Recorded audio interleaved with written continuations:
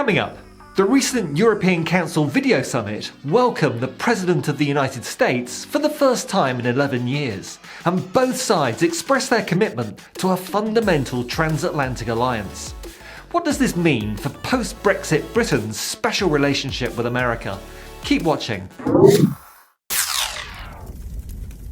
Before we get into it, please remember to like, subscribe and get notified of new shows every Wednesday and Saturday. Joe Biden is coming to the UK in June to attend the G7 summit before travelling on to Brussels. The fact that Biden's first overseas trip as president is to the UK is being touted as evidence of the special relationship between the USA and the UK.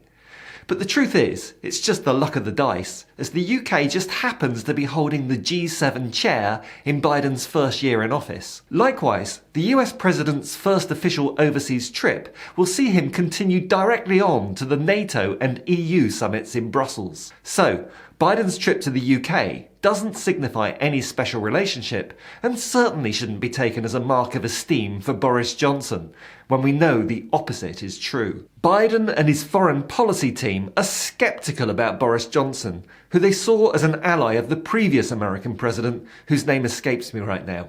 On top of that, the new president sees Joe Johnson as the chief protagonist of a hard Brexit that has weakened Western cohesion. Biden has also been reported to be angry at Johnson and the Tories' recent decision to break international commitments by cutting the UK's foreign aid budget. All the signs are that the president will have a far warmer relationship with the European Union than he will ever have with the UK, at least for as long as Johnson's corrupt government is in power. Soon after his inauguration, Joe Biden said, "I know the past few years have strained and tested the transatlantic relationship, but the United States is determined to re-engage with Europe, to consult with you, to earn back our position of trust and leadership. Washington wants to strengthen the alliance with the European Union. And now the previous guy is gone, Brussels also wants to strengthen cooperation with America on climate change, global digital taxation and pandemic response." John Kerry, the US Special Envoy for Climate,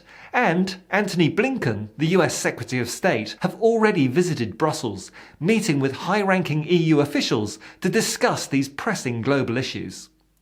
The battered trade relationship is also being revived back to health, with the EU and the US jointly agreeing to suspend all trade tariffs relating to the Airbus and Boeing disputes about illegal subsidies that have been going on for years. Joe Biden has also stated on record his desire to work together with the EU on shared foreign policy interests, including China and Russia. On the other hand, the new US president has labelled Boris Johnson as a physical and emotional clone of Mr. Trump, and has issued warnings to him not to tear up the Brexit withdrawal agreement with the EU. Joe Biden has warned that the Good Friday Agreement cannot become a casualty of Brexit, and that any future UK-US trade deal would be contingent on respect for the accord. Brexit was backed by foreign oligarchs based in the UK, alongside wealthy British disaster capitalists, to ensure they could avoid EU proposals on aggressive corporate and personal tax avoidance. But given Joe Biden's backing for a global minimum corporate tax rate of 21%, it may all be for nothing that Boris Johnson threw away the benefits and protections of the EU, and the Good Friday Agreement, by the way, to deliver a Brexit that may not quite deliver the tax avoidance opportunities its wealthy backers were planning to exploit. It's also helpful to consider Brexit in the context of previous remarks made by Barack Obama and endorsed by Biden, that Brexit Britain would be at the back of the queue for any US trade deal. Of course, Obama also once said he considered Angela Merkel to be his closest European partner. So, given the close relationship between Obama and his vice president, it's not unreasonable to assume Joe Biden feels the same way. And then we had this week's events at Biden's virtual global climate summit, where a seemingly inebriated or off his face Boris Johnson proved a national embarrassment. He delivered a rambling, unprepared and frankly stupid speech about climate activists being bunny huggers. It's vital for all of us to show that this is not all about some expensive, politically correct green act of bunny hugging.